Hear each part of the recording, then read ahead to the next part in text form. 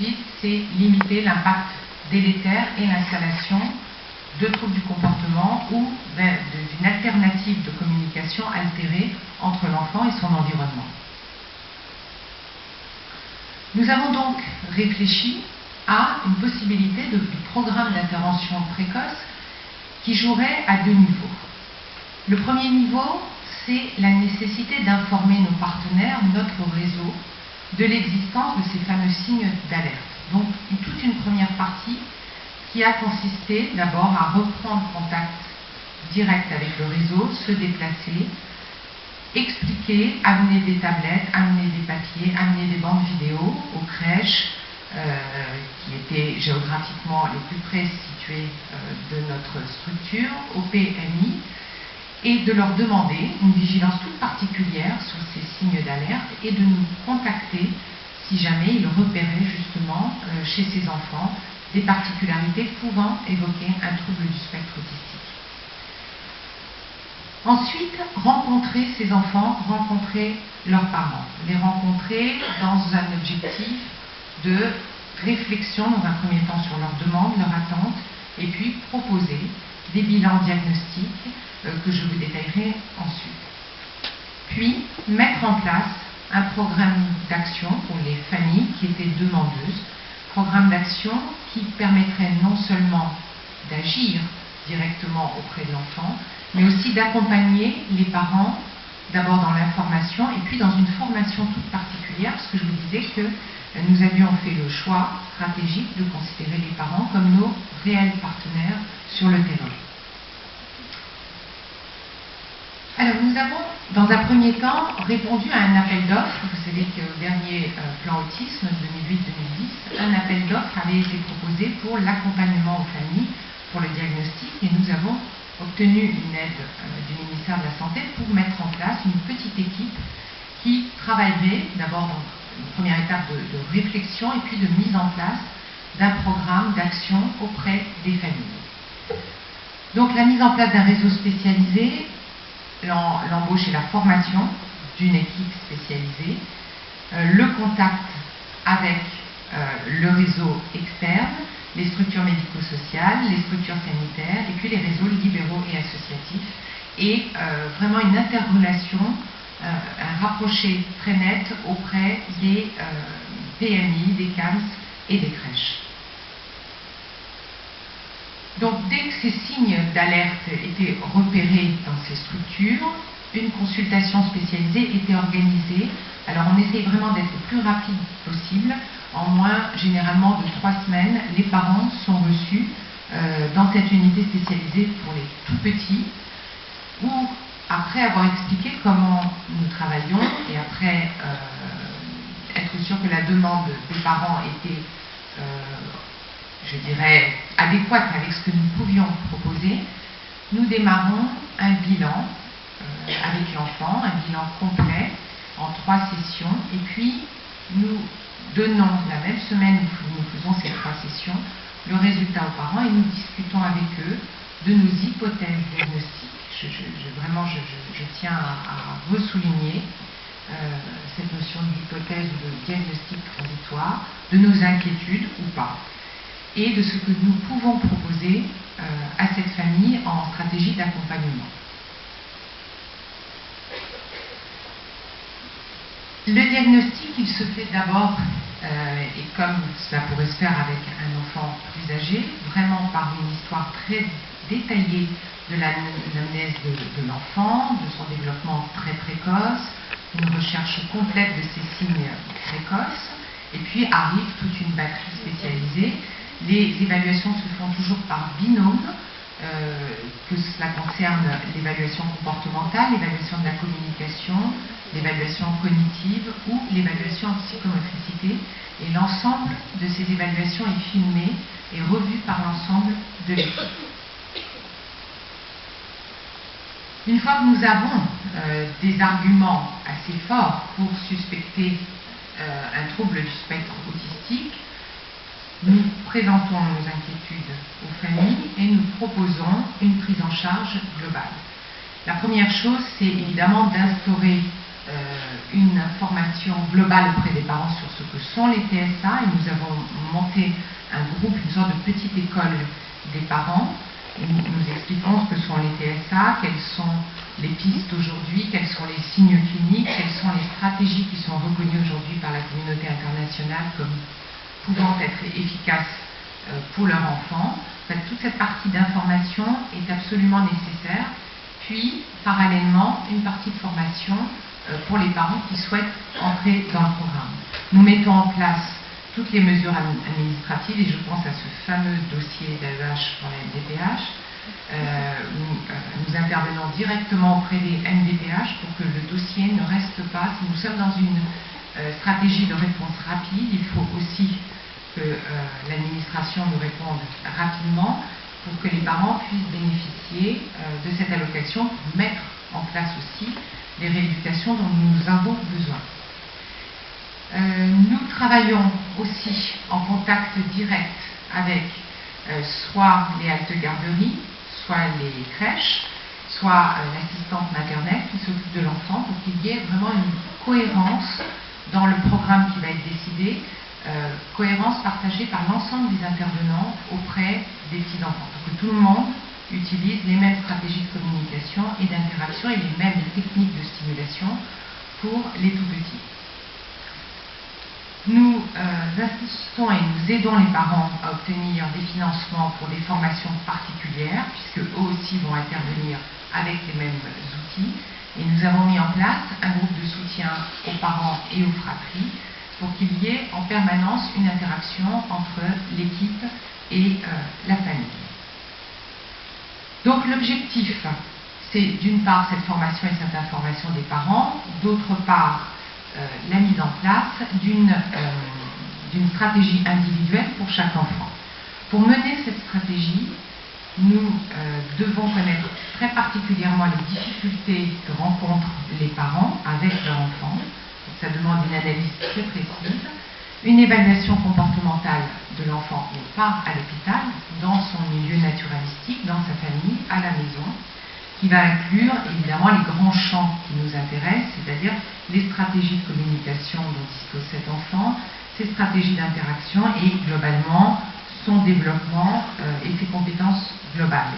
Et là s'instaure une guidance de la famille avec les outils dont je vais vous parler. Le programme tel que nous l'avions imaginé au départ comprenait une prise en charge de 1 an qu'il fallait évaluer avec des outils standardisés. Et nous avons étendu cette prise en charge parce que nous nous apercevons que nous prenons des enfants beaucoup plus jeunes maintenant et que ce programme il doit s'étendre jusqu'au moment où il y ait un relais fiable pour chaque famille et chaque enfant. Alors, l'intervention, évidemment, elle sera multimodale et elle sera bien entendu individualisée à partir de l'évaluation de l'enfant. Elle va inclure des rééducations de la communication, avec des supports visuels dont on a parlé, une rééducation de la psychomotricité, qui à cet âge-là est fondamentale, et une rééducation psychoéducative. J'insiste sur le fait qu'aucune stratégie n'est exclusive et nous n'avons pas voulu choisir un modèle stricto sensu qui pourrait exclure d'autres interventions qui nous paraissent extrêmement intéressantes pour les enfants. Les cibles à domicile, eh bien, c'est de travailler justement sur les défects, les déficits de ces enfants dans l'interaction et la communication, essentiellement un travail sur l'attention conjointe, le contact oculaire, travailler à ce que cet enfant mette en place ses premières fonctions de communication, et c'est souvent au travers de la demande, faire un premier socle de base pour les apprentissages, et Jacqueline Nadel nous parlera de l'imitation, qui est quand même la première partie pour aborder les apprentissages, travailler beaucoup sur la régulation du comportement et les interactions sociales. Le but, c'est bien sûr d'obtenir à un moment donné des réponses avec ces outils, mais surtout un maintien de ces nouvelles acquisitions, le fait que l'enfant puisse initier de lui-même des demandes, une interaction, le fait que l'enfant puisse généraliser ces nouvelles compétences, quel que soit l'environnement où il se trouve.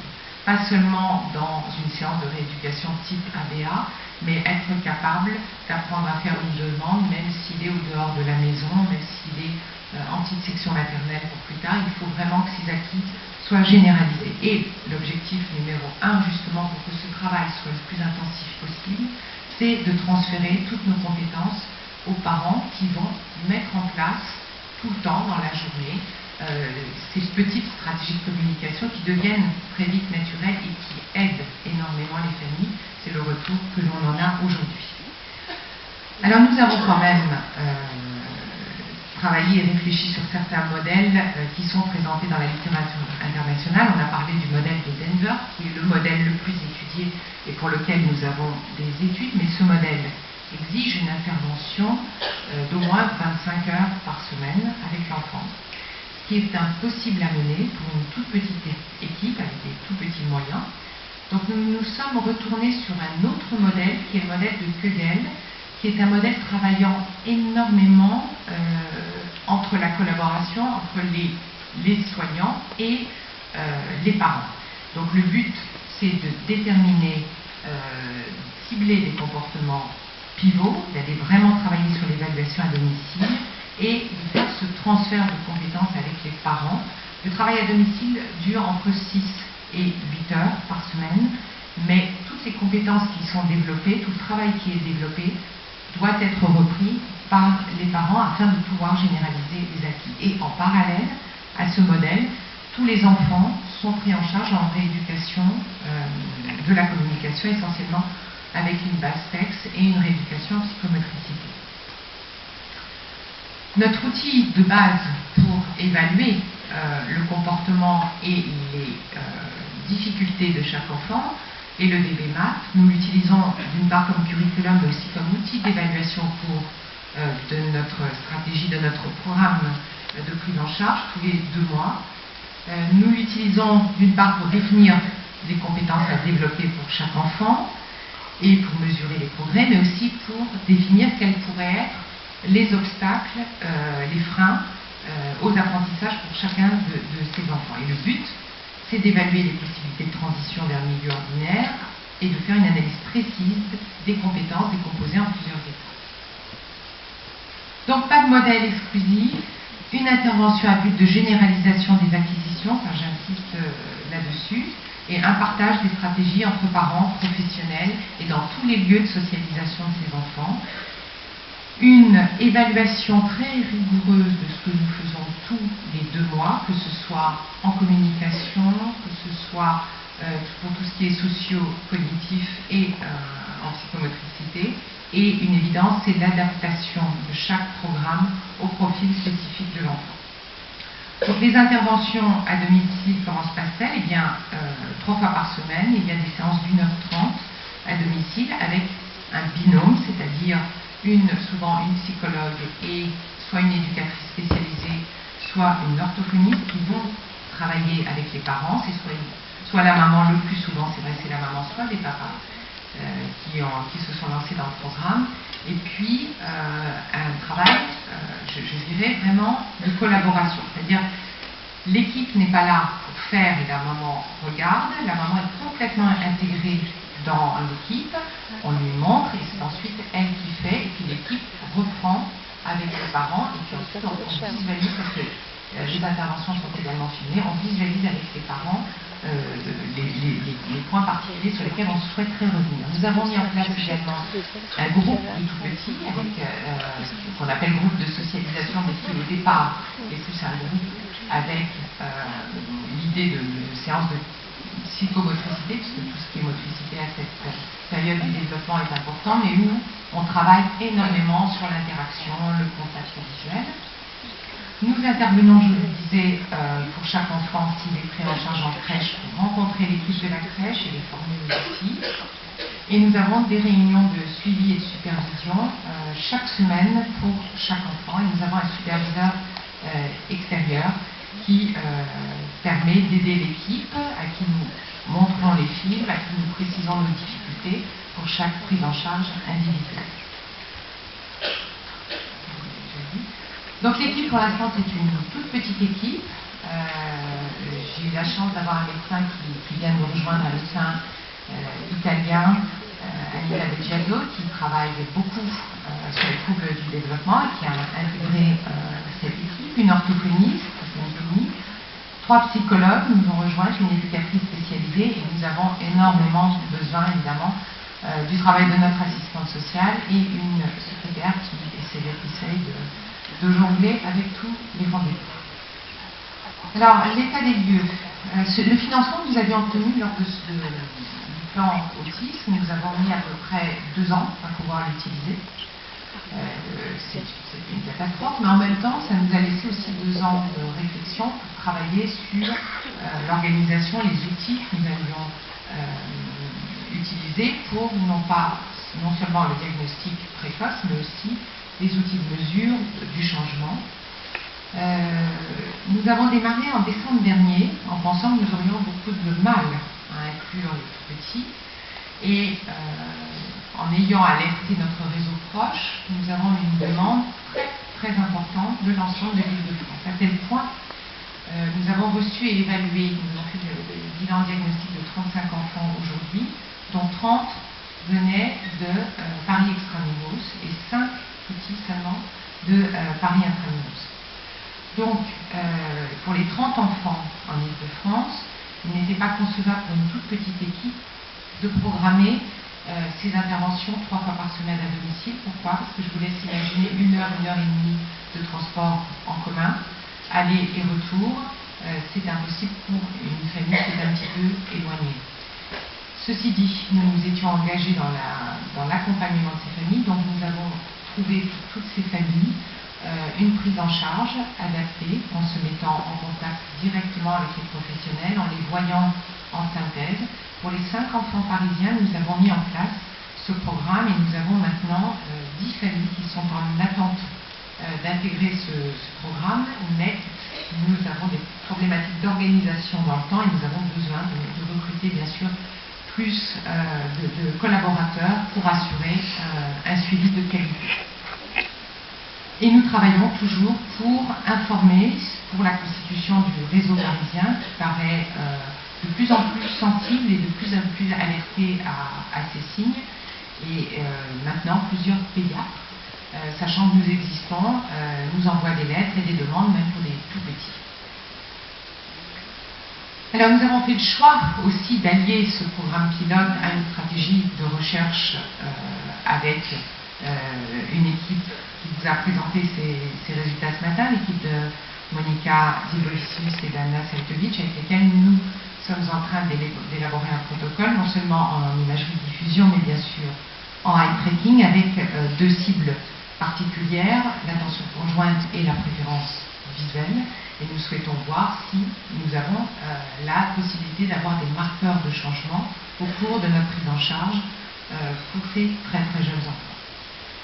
Et cette diapo, vous l'avez vu, bien sûr, tout l'optique de ce travail, qui est un travail quand même assez lourd d'accompagnement, c'est de se dire que sur ces quelques années qui sont cruciales dans le développement, on peut vraiment apporter quelque chose qui peut modifier cette trajectoire développementale et faciliter l'adaptation sociale, les stratégies de communication et d'interaction de ces jeunes enfants. Donc voilà l'équipe, les collaborations et nous espérons pouvoir continuer et renforcer les choses et peut-être vous présenter des résultats validés dans quelques temps.